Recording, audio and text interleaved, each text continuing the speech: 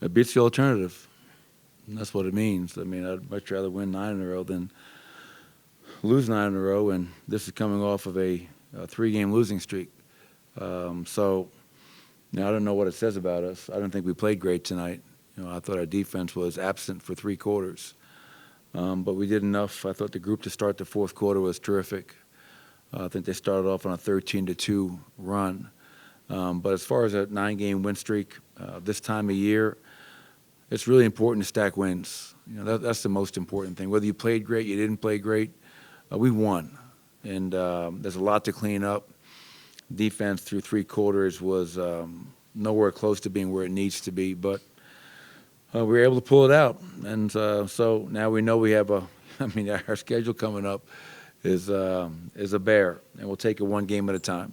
Michael, you often talk about how this team can get a stop when it knows it needs to. Is that fourth quarter a perfect example of that? I think it was more an example of Miles Bridges went out. I mean, that guy dominated us in the third quarter. He did not feel us at all.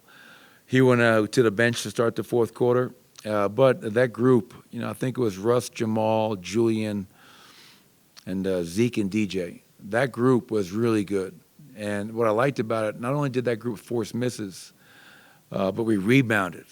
I mean, that was great to see. And so I give that 5-man group a lot of credit because that was by far our best stretch of defense.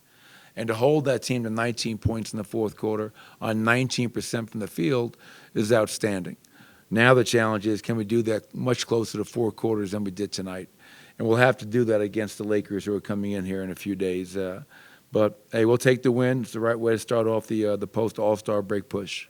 What went into the decision to put Christian Brown in? He's just been playing at such a high level, and it coincides with us playing at a high level.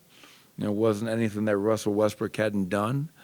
But when I talked to Russ about it, he was great. He was a pro. He said, "Coach, whatever you need from me."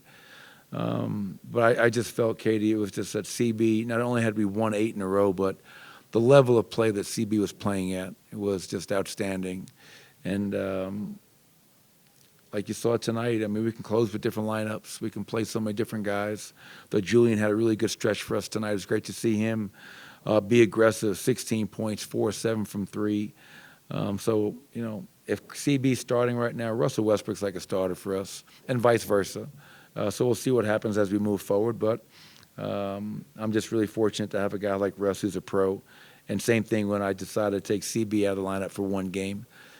He was a pro about it as well. Nicole put up 14 threes tonight. The entire team, I think 28 threes in the first half was the most of any half you guys have had so far this year. Did anything go into that in the game plan? Was it just the way you guys were being played? Yeah, I think, with Nurk out there, he's down the floor so much and pick and rolls. That pick and pop is definitely available. We talked about that. And obviously with Nikola, he's shooting the ball so well from 3. And so it's a delicate balance, right? Because he's the best post-up player in the world who's having a career year from 3 and trying to mix that balance of, playing inside out. We only scored 52 in the paint tonight. I think we usually score around 60, but to your point, Ryan, 19 of 43 from 3, that's like usually 2 games worth for us. That was a joke, guys. Come on, man, stay with me. Jamal also had it going tonight. Mm-hmm.